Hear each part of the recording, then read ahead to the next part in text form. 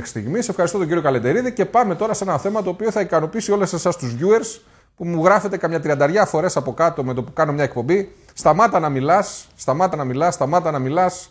Δεν ξέρεις τι σου γίνεται. Εδώ πραγματικά, κύριοι, δεν ξέρω τι μου γίνεται στο επόμενο θέμα. Είναι ένα πολύ ενδιαφέρον θέμα. Σας υπόσχομαι ότι δεν πρόκειται να πω τίποτα παρά μόνο να χαιρετήσω τον προσκεκλημένο μας. Για να αφήσω όμως λίγο έτσι τη χιουμοριστική διάθεση, θέλω να πω ότι αν κάποιος εντρυφήσει λίγο σε αυτά που λέει ο κύριος Σταύρης και η ομάδα του, θα καταλάβετε πραγματικά ότι έχουμε μπροστά μας ένα προβληματάκι το οποίο δεν είναι και τόσο απλό. Δεν είναι έτσι κάτι που μπορούμε να το παίρνουμε της μετρητής. Η εκπομπή Leaders έτσι κι αλλιώς αφορά κόσμο που το μυαλό του πάει ένα βήμα παραπέρα, μια σκέψη παραπέρα. Χαίρομαι πολύ που είστε εδώ, δόκτωρ πυρηνικής φυσικής. Να είστε καλά, ευχαριστώ που είσαστε εδώ να μας διαφωτίσετε για ένα δύσκολο για μας θέμα. Καταλαβαίνετε ότι δεν είναι και η καθημερινότητά μας μια ηλιακή καταιγίδα. Αντιληπτό. Με λίγες κουβέντες, θέλετε να μου πείτε πόσο κοντινή είναι αυτή η απειλή και πόσο σημαντική? Λοιπόν, η απειλή μέχρι πριν από λίγο χρόνια, πρώτου 2012, θεωρούσαμε, όχι εμείς σαν ομάδα, η παγκόσμια επιστημονική κοινότητα, ότι δεν είναι και τόσο κοντινή. Δεν θα πρέπει να σε απασχολεί στο επίπεδο κοινωνίας. Θα μπορούσε ίσως να απασχολεί ταξίδια στο διάστημα, ίσως στους δορυφόρους, αλλά μέχρι εκεί. Μετά το 2012, μέσω κάποιων γεγονότων που συνέβησαν, μια ισχυρότατη ηλιακή καταιγίδα, η οποία ευτυχώς δεν πέτυχε τη γη, τρόμαξε την επιστημονική κοινότητα και την ανάγκασε να βλέπει πλέον την πραγματικότητα, να την κοιτάζει στα μάτια και να καταλάβουμε όλοι μας πλέον ότι η ηλιακή καταιγίδα, μια ισχυρή ηλιακή καταιγίδα, είναι κάτι που μπορεί να επηρεάσει άμεσα την καθημερινότητά μας μέσα στην επόμενη δεκαετία, ίσως και λίγο παραπάνω. Τι εννοούμε όταν λέμε ηλιακή καταιγίδα? Έτσι, αν μπορώ να το καταλάβω εγώ, ο μέσος πολίτης. Τα λέμε απλά, γιατί πολλοί ο κόσμος δεν χρειάζεται να έχει αυτή τη γνώση. Λοιπόν, μια ηλιακή καταιγίδα είναι πολύ απλά μια τρομακτική έκρηξη στον ήλιο, η οποία εκτοξεύει προς το έξω διάστημα κάποιο υλικό, ηλεκτρικά φωτισμένα σωματίδια. Εάν τύχει λοιπόν σε αυτό το κύμα, το οστικό κύμα που έρχεται από αυτή την έκρηξη του ήλιου, να βρεθεί η γη μπροστά μας, όπως βλέπετε και εδώ στα πλάνα σας, τότε μπορεί να έχουμε από το λιγότερο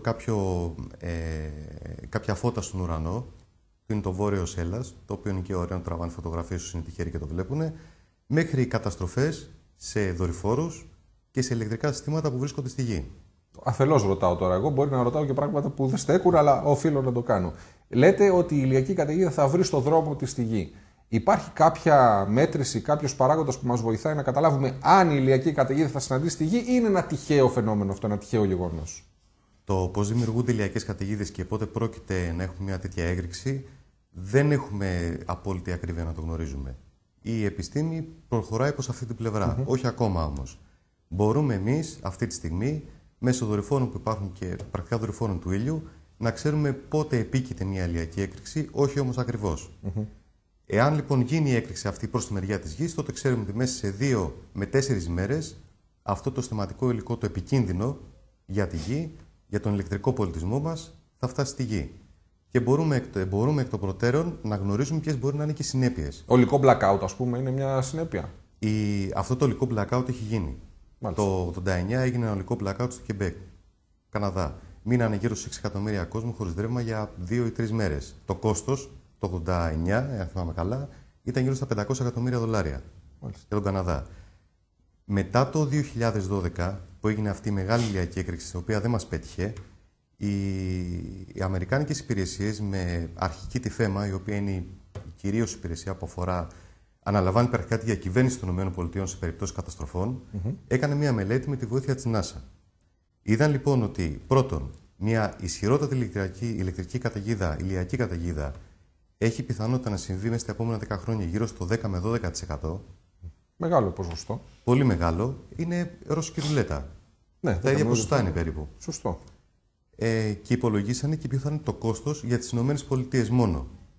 Λοιπόν, με απλά οικονομικά, το κόστος στις ΗΠΑ θα είναι 2,5 με 3 εκατομμύρια δολάρια για να επανέλθουν στην προηλιακή καταιγίδες κατάσταση, μένοντας για 1,5 με 2 χρόνια, ίσως και περισσότερο, μεγάλες περιοχές των ΗΠΑ χωρίς ρεύμα. Και τι μπορούμε να κάνουμε εμείς τώρα, επειδή είναι λίγο, τα βλέπω λίγο τραγικά όλα αυτά, ας πούμε. Λοιπόν, εμείς μπορούμε να κάνουμε κάτι, ας πούμε, πώς θα το αποτρέψουμε αυτό? Δεν μπορούν να αποτρέψουν την ηλιακή καταιγίδα. Είναι κάτι που γίνεται, θα γίνεται και δεν μπορούν να κάνουν τίποτα. Να προστατευτούμε, μπορούμε κάπως.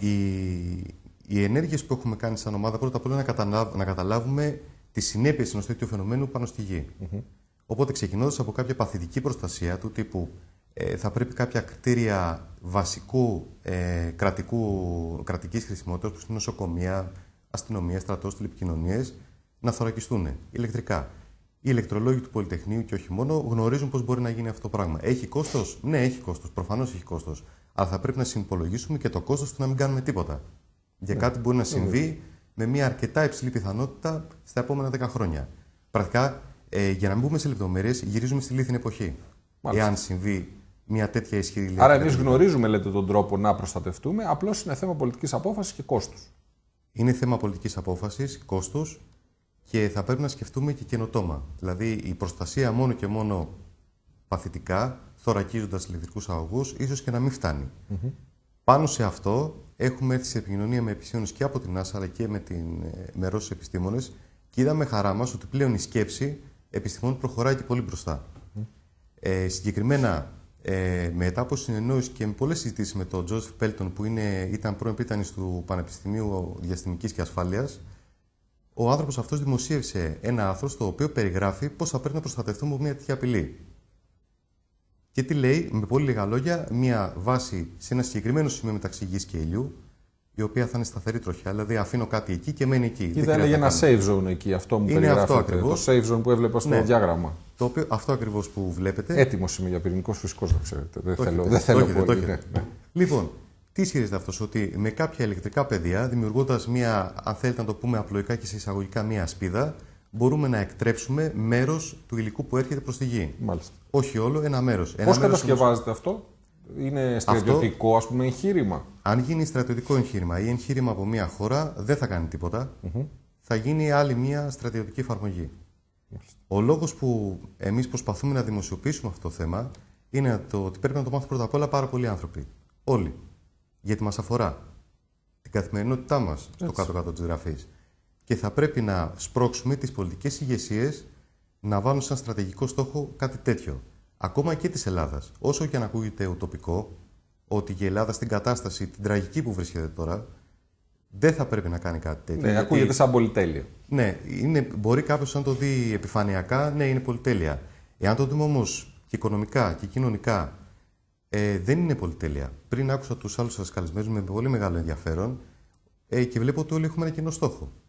Ο κύριος Σαμίρας λέει, για παράδειγμα, πρέπει να βρούμε έναν τρόπο να γυρίσουν τους μετανάστες από το εξωτερικό. Ναι. Η Ελλάδα αυτή τη στιγμή δεν έχει βιομηχανία. Δεν μπορεί να αποκτήσει βιομηχανία. Σε πολλά επίπεδα. Όχι μόνο να φτιάχνει αυτοκίνητα, τηλεοράσεις. Μπορεί όμως να κάνει κάτι άλλο που είναι πιο φτηνό σαν πρώτη ύλη. Έχει μυαλό.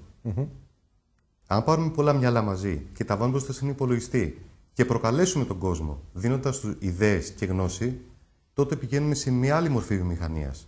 Εμείς έχουμε να προτείνουμε ότι αυτή η λογική, εάν μπει σε στρατηγικό πλάνο, στρατηγικό σχεδιασμό όχι μόνο της Ελλάδας, αλλά και γενικότερα, μπορεί να μας οδηγήσει σε διεξόδους που τώρα δεν τις έχουμε φανταστεί. Αυτό που σας λέω μπορεί να ακούγεται ουτοπικό τώρα, αλλά αυτή η στρατηγική πλέον έχει μπει σαν απόφαση του Λευκού Οίκου. Να σας ρωτήσω κάτι προσωπικό για να κλείσουμε. Επειδή τόση ώρα το σκέφτομαι. Οι σπουδές σας έχουν γίνει εδώ ή στο εξωτερικό? Εγώ τελείωσα το Πανεπιστήμιο εδώ πέρα στην Αθήνα, Πανεπιστήμιο Αθήνας. Παρέδωσα το διδακτορικό μου στην Αθήνα στην πυρηνική φυσική, αλλά το εκτέλεσα στο πείραμα Φέρμιλα, το αμερικάνικο. Μάλιστα. Να ρωτήσω κάτι. Πώς σας ήρθε να ασχοληθείτε με κάτι τόσο μακρινό από την καθημερινότητά μας? Κοιτάξτε να δείτε, ξεκίνησε περισσότερο σαν χόμπι, αν θέλετε. Προχωρώντας και ψάχνοντας και δημοσιογραφικά, αλλά και επιστημονικά και οικονομικά, είδαμε ότι τελικά δεν θα πρέπει να μείνει σαν χόμπι, γιατί είναι κάτι που άνθρωποι που γνωρίζουν ανησυχούν. Και διαβάζοντας ακόμα περισσότερο, είδαμε ότι θα πρέπει να ανησυχούμε όλοι μας. Γιατί όταν υπάρχει μια σχετική δημοσίευση σε ένα επιστημονικό περιοδικό που λέει ότι αν αφήσουμε τους πολιτικούς να υπολογίσουν τα ρίσκα και το τι πρέπει να κάνουν, τότε θα ξυπνήσουμε μια μέρα και θα αντιμετωπίζουμε μία από τις χειρότερες καταστροφές που έχει περάσει ο πλανήτης μας. Μάλιστα. Κύριε Σταύρη, ήταν πολύ ενδιαφέροντα όλα αυτά που άκουσα. Ευχαριστώ πολύ που ήσασταν εδώ. Και εγώ ελπίζω σας να μην ευχαριστώ. είσαστε κι εσείς ένα από τα μυαλά που θα το κάνουμε εξαγωγή. Να μείνετε εδώ, να μας ειδοποιήσετε να φύγετε, να κάνουμε ό,τι μπορούμε να μην φύγετε. Έτσι, να στείλουμε κάποιο στο αεροδρόμιο να σας μαζέψει πίσω. Όχι, μπορούν, αν ακολουθήσουμε αυτή τη στρατηγική, έστω και για λίγο στην αρχή, θα δείτε ότι σιγά σιγά μπορούν να αλλάξουν και τα πράγματα. Ωραία. Ευχαριστώ πάρα πολύ για την παρουσία σας εδώ. για το καλεσμένο. Προχωράμε γοργά-γοργά. Ελπίζω να ανταποκρίθηκα στις προσδοκίες του καλεσμένου. Έκανα ό,τι μπορούσα. Το επόμενο θέμα είναι η συνεργασία μας με το timelink.gr.